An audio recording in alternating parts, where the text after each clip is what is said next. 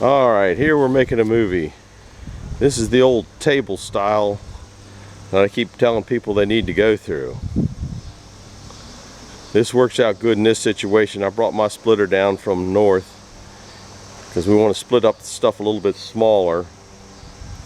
And this is a lot faster than the machine that we're using, which I'll show you in a minute.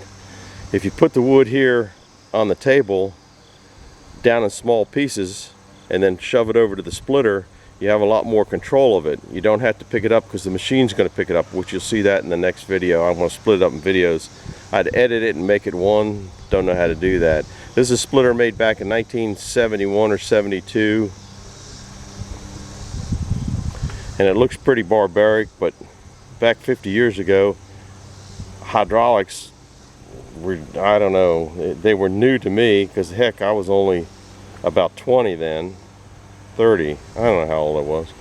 Anyhow, it's a single stage pump. Nobody knew about two stages back then. 8 gallons a minute, 1,000 psi. I run probably about 1,500 psi. The pressure on this thing, the cylinder's only 3-inch cylinder because I'm cheap, you know, and that's the way things were. The engine was bought at a local farm auction. It's a Kohler twin cylinder cast. This is a 3-inch hydraulic cylinder that came out of a trash compactor. This was out of the trash compactor. A lot of these parts came out of trash compactors that there was a local company that threw them away, and I glommed onto them. They gave them to me if I could get them out, and they were heavy. I got them out, but this is the setup. You know, there's the guy that helped me make it right there, his initials. Anyhow, we're going to be getting wood from over there. I don't know if this shows up, and we're going to be using that thing there. Is what that's going to do. We made that thing buku years ago also. He's going to get these big rounds, cut them to quarter or cut them to half, or quarter to half, or whatever, it depends. Then it's going to come over here and I'm going to split them up smaller because we're trying to get smaller pieces so they'll dry a little faster. There's the pile.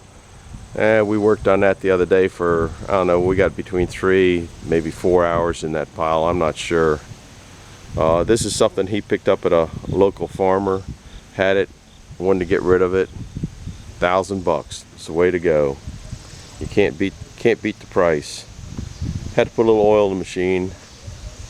This thing's been around since early 70s, and that's what it is. You put everything out on the table. Now the way I do it, because I break down the rounds and I put them in a bucket and put them on here so I don't ever have to pick it up. And he's not picking it up, he's using the machine to pick it up. Over here are some of the rounds that we're going to be splitting.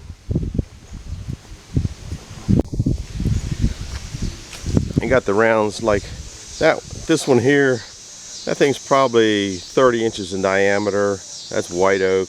It really doesn't make any difference what it is. Some other pieces of wood.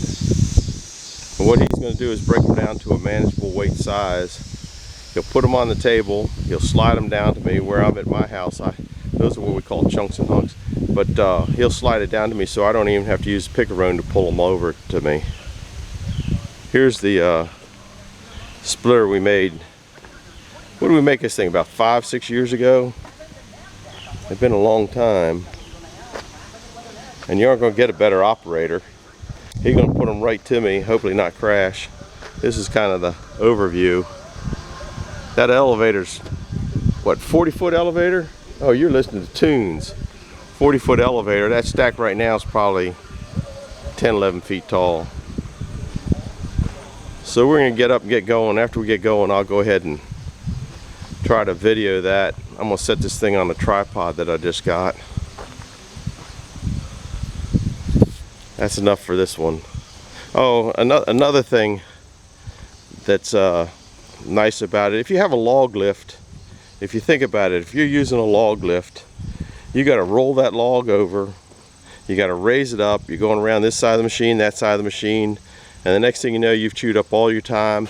Then you got to go over and get another log, walk over, and as you either got to reposition your wood splitter or you're going to get further away from the wood. So the way we do it, the wood's coming right to the machine and you're not lifting it up. You're also not twisting around with a heavy log resting on your belly is the way I do it, and putting it on there. I mean, you're gonna pick up one from time to time, but I found that I can't pick them up anymore. It's just too hard. So you're gonna see splitting wood without picking it up physically.